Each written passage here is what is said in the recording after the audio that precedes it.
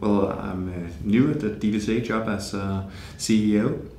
I just joined the DVCA team here on May 1st, so I've been here tomorrow 5 weeks, so it's quite new to me, but a very interesting team, and the topics, the agenda is very, very interesting at the moment for the DVCA.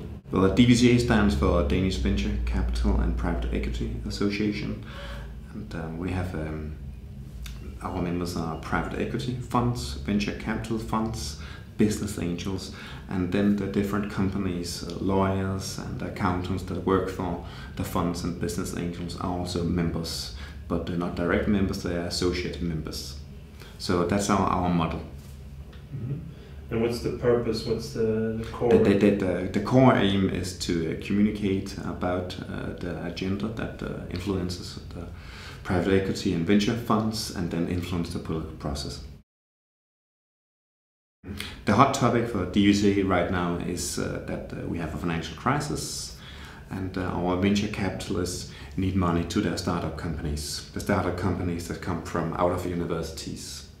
So you could say that the Danish pipeline for the future is in danger of dying out. So we need money in fund basis from the government.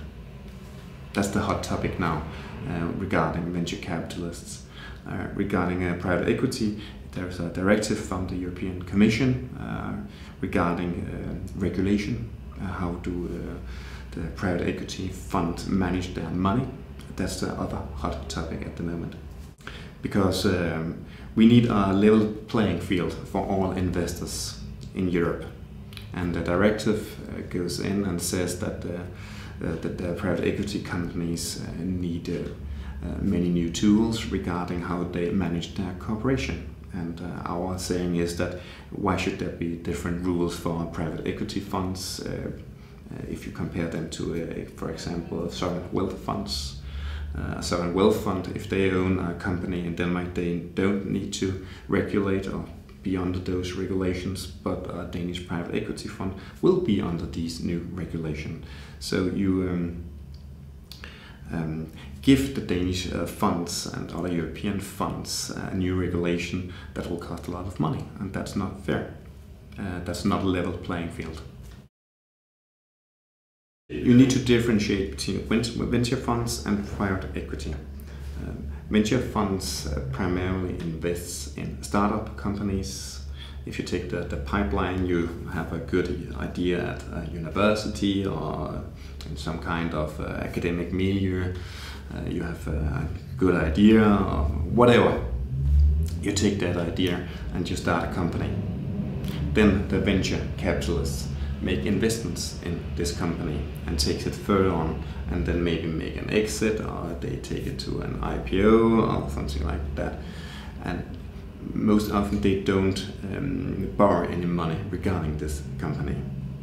They finance it by raising money that goes directly into these startup companies or early stage companies.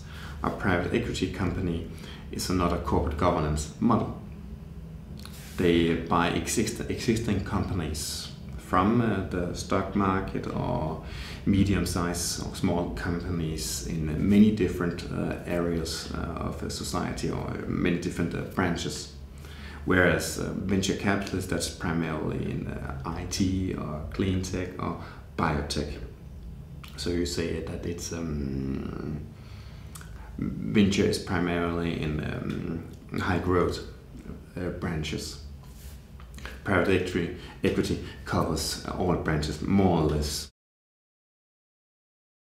We have last year made some guidelines, the DVCA guidelines for good, you could say, corporate governance regarding private equity.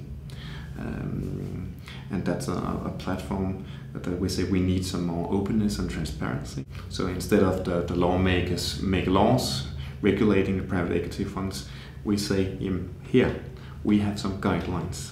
That's a soft law. Venture funds, venture capitalists invest in startups and are very popular in the political system. The problem is that private equity is an easy target, very easy target because they have traditionally, it's a young industry and it is private equity. So traditionally they have not been necessary for them to be open regarding the public, regarding their stakeholders. And the report, the guidelines that we published last year is an attempt to open and show transparency to the public. We have a financial crisis at the moment, and the effect of that is that we need capital around everywhere. And if you take venture's big problem is they don't go to a bank and borrow money. So the different kreditpakker doesn't fit for the venture industry, and they need capital to their pipeline of companies. So we are asking the government from fund of fund money, and fund of fund is that the government invest money in a fund that could be Vækstfonden, and on a commercial basis invest those money in different venture funds that take those money and distribute it to the different startup companies that they have in their portfolio.